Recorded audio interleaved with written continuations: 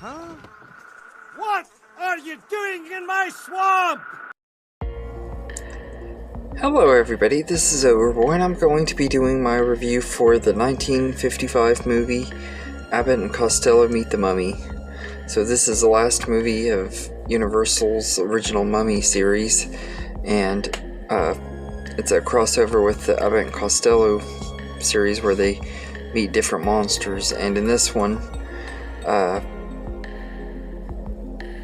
Abbott and Costello are in Egypt when the murder of an archaeologist puts a valuable medallion into their hands, and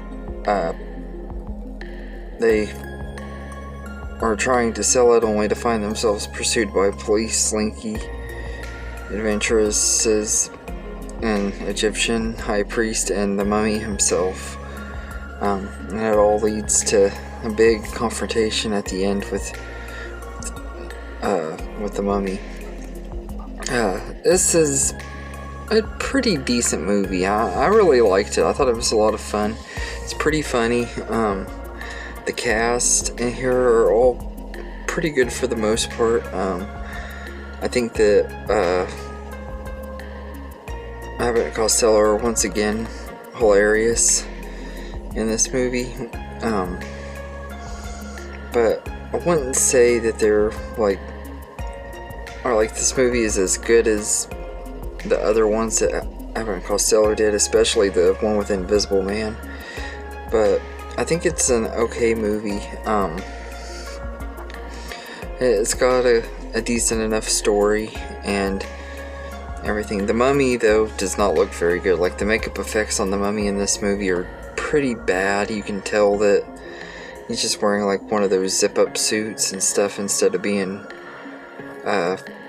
wrapped in bandages and stuff. It just doesn't look as good in this movie. And the guy who played the mummy is alright. He's not terrible, but he's not like really great either and everything. So it's not like one of the best versions of the character of the mummy. And in this one, his name is Clarice instead of Caris. It's really weird. I think they did that just... I don't know if there was a rights issue or why they had his name like that, but... and it didn't really have a continuity with the others, just like with the other ones where Abbott and Costello met the monsters. It kind of is in its own little thing. But this movie was just alright. The sets in here are not near as good as they were in previous monster movies. Like a lot of them felt like soundstage studio sets and just didn't look as good as those. But I still found a lot of the stuff to work in here. The comedy in here is still really funny. There's a lot of slapstick moments in here and everything. And there's a scene when they're eating dinner and they're trading each other's plates and stuff. I just found it to be hilarious.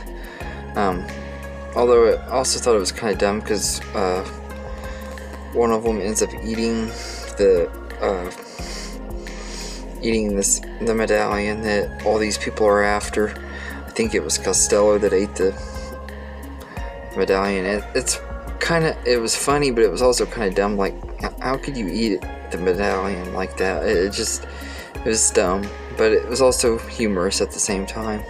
There were many other moments in here that were pretty funny and stuff. And like, there's a part where Costello thinks he's seeing the statue of this woman, and he goes and he tries to set his hat on her or something by her butt and stuff, and she like kicks him and stuff. It's pretty funny. And there's a lot of good slapstick jokes that you expect from Abbott and Costello. They're a really great comedy team, and I really enjoyed them in this movie. I thought they were really the highlights of the movie. The monsters in this one, which are the mummies and stuff, there was like 2 or 3 different mummies in here, and they just were okay. There wasn't anything super great about them, but the Mummy franchise has never been one of my most favorites anyway.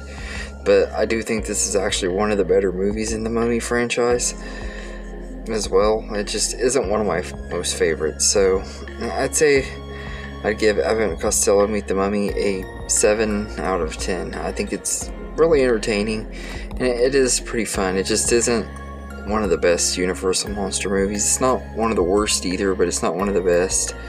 So, anyway, let me know in the comments what you think of Abbott and Costello Meet the Mummy.